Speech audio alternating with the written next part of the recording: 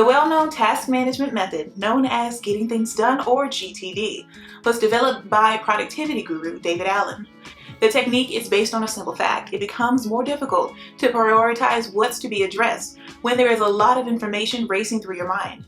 You therefore spend more time considering your chores than doing them. An abundance of knowledge may cause anxiety, overload, and of course worry in the mind. Allen noted that information processing in the brain is much more efficient than information storage. In other words, your head is kind of a crappy office. In order to concentrate on the appropriate task at the appropriate times, his GTD approach explains how to clear out all of your mental clutter and arrange it into an outward system. You won't have to worry about forgetting anything crucial that you need to finish later when your GTD workflow is properly configured, allowing you to confidently respond to the question, what should I be working on right now at any given time? Method. If you want to try the GTD method might work best for you if you're feeling overburdened by the number of tasks you have to remember to do. Fear of overlooking minute details, taking on several hats in both your professional and of course your personal life. Beginning several undertakings but struggles to see them through to completion. Never participating in GTD before. So if you've never participated in using GTD before, everyone ought to do it at least once in their lifetime. You will learn about the GTD processes and ideas within this episode, along with some of my recommendations for the most natural applications. Although we'll mostly be concentrating on utilizing to-doists for GTD, the same ideas hold true for any program.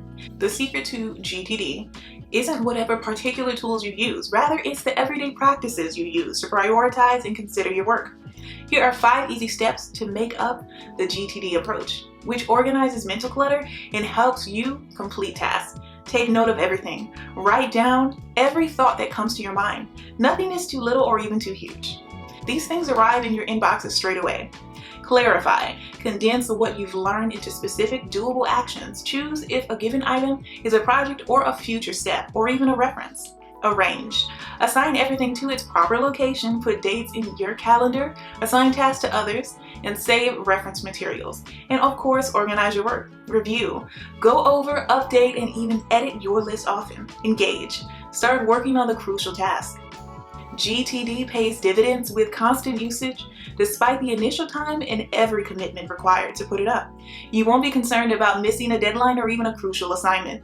Instead, you'll be able to firmly allocate your time and react to new facts with composure. Here are the 5 straightforward stages from the foundation of GTD. Although they're not always simple to follow, there is no particular product, app, or even tool needed for GTD. Allen doesn't even attempt to defend digital systems against analog ones. Instead, using it often and keeping it as basic as possible are the keys to any long-lasting productivity method. Your tool should be easy to maintain when you're running short on energy and flexible enough to tackle your most challenging jobs. The details of each of the aforementioned 5 GTD activities will be covered in detail, along with instructions on how to use to-doists to put them into effect. However, regardless of the instrument that you choose to use, the identical guidelines need to hold true. Perspective Plans, with new videos and podcasts weekly. Join our Patreon at patreon.com/perspectiveplans for exclusive videos and more. Visit perspectiveplans.com for all of your planner and stationery needs. Only at Perspective Plans, helping you plan for what's to come. Hi, I'm Christina B. Rising, and welcome to the Perspective Plan Show, where I help you boost your productivity and stay organized so that you can easily handle whatever life throws at you.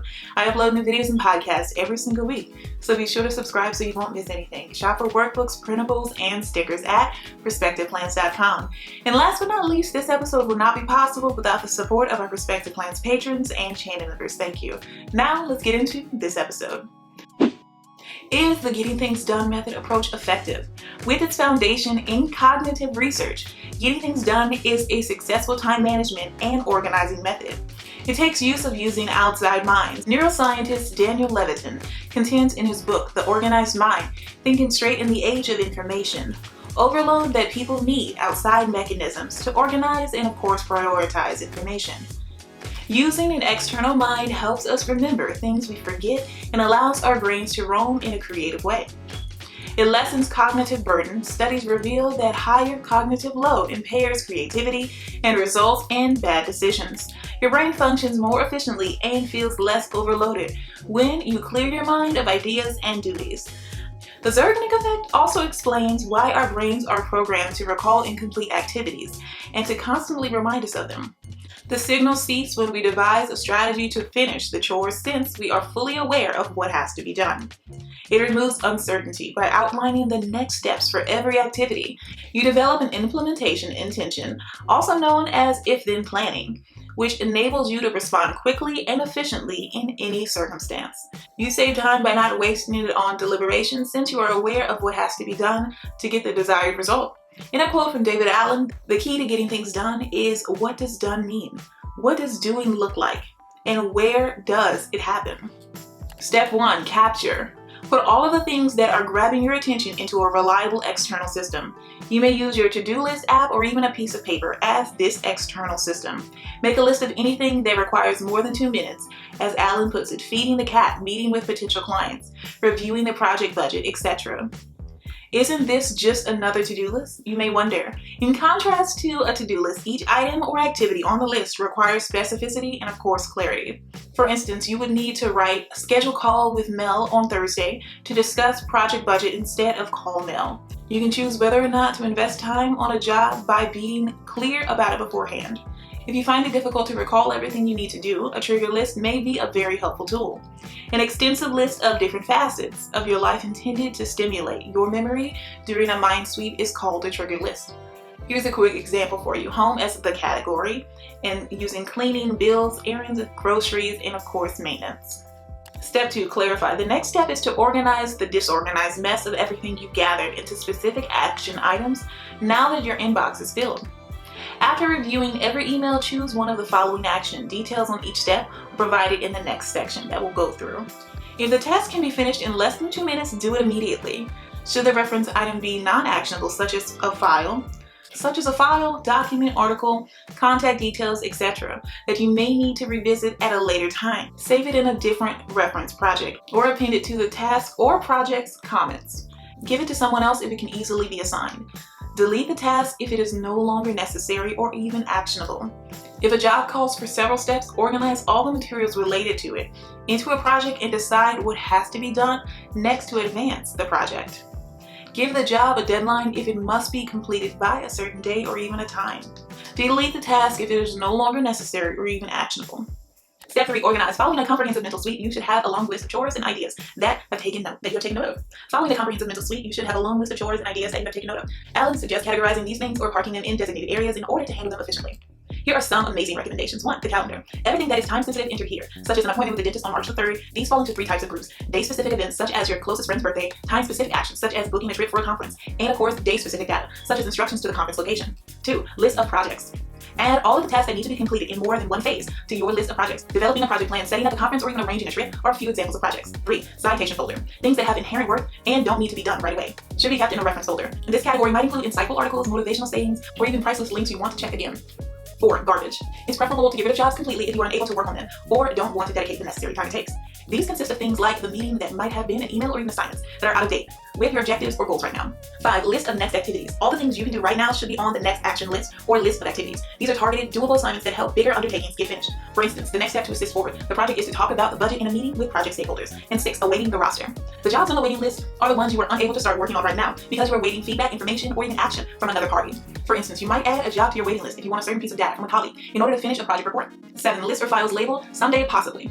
The tickler flies or someday maybe lists are for ideas, doable projects you can't get to right now, but would want to work on later. These might be aspirations for your own life, artistic endeavors, or potential economic initiatives. For instance, if you wanted to establish a garden, but it's not a top priority right now, it can be on your someday maybe list. Step 4, engage. This is where spending some time organizing and defining your responsibilities will pay off. Now that you've filled your system with practical, actionable tasks arranged logically into categories, you're ready to get started. As you can see, every label, project, and deadline that was added in the previous phases makes it easier for you to respond swiftly to the question, what should I be doing right now at any given time?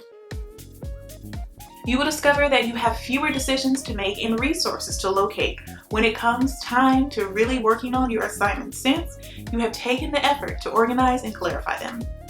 You can build filters to show your future actions depending on context, arrange activities by label, and display impending tasks with due dates to help you determine what to do next. Step 5, review.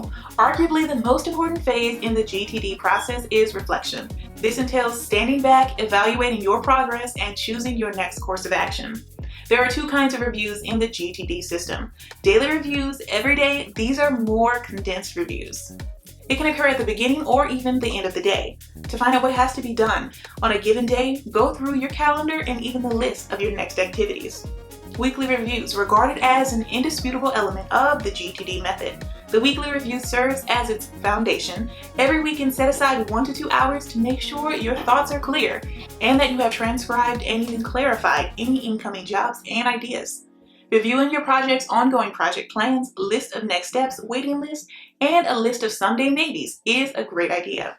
Over time, the GTD method may become less successful if it is not reviewed on a regular basis. Strangely, a lot of GTD practitioners have trouble with this. Allen claims that capturing and making judgments on a big inventory of open loops requires a lot of mental work and mental gymnastics, especially when they have been stalled or even undetermined for a very long time.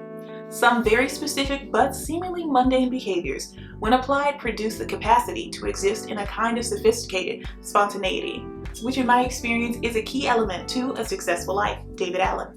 Tips for putting the GTD strategy in practice. If you are having trouble using the GTD technique, take into account the following. Allow yourself enough time. If mastering the GTD seems complicated, allow yourself some more time. It's a complicated system that takes some getting used to. Allen estimates that mastery may take up to 2 years. Remain straightforward. The GTD approach is the foundation for a plethora of applications and systems and other tools, and it's simple to get lost in them. When you first start on, focus on the fundamentals and only add supplementary tools after you have mastered them. Adjust it as needed without fear. Please feel free to adjust the system to meet your own requirements and, of course, taste. Finding the time management strategies that work best for you is crucial to success, whether that means modifying your particular list or even categories, organizing your duties differently, or incorporating other time management tactics. Include a time management tool for your support. Even if GTD is a great method for task organization, you are still in charge of how you approach each task. You may want to think about combining GTD with a calendar blocking tool or even time blocking system, especially if you have trouble focusing at work or even procrastinating. There is never enough time to do it right, but there is always enough time to do it over. John W. Bergman. Accurately assess your capability. The GTD technique doesn't alter the amount of hours in a day, but it is excellent for organizing your work and, of course, decluttering your thinking. Taking on too much work may make it difficult for you to efficiently manage your time. Here's where Float can help. It can tell you how much work your team can handle and make sure you're not overworking yourself. You can take command of your team's productivity and time management with Float. Learn who is overburdened and how your staff allocates their time to ascertain your capabilities and available resources. Plan out your initiatives ahead of time. Your team may register their time as they work using the simple-to-use time tracking application. And the comprehensive reports provide useful information to help you monitor how your team spends their time and make sure they focus on the most important tasks. I just want to take a moment to thank our patrons and channel members. This episode would not be possible without your support. Thank you. And if you would like to support the show, visit patreon.com/perspectiveplans today. Thank you so much for stopping by and pressing play. I truly appreciate it. Let me know down below in the comments or your podcast review what tip you'll be using. Keep planning for what's to come, and I'll see you in the next episode. Bye.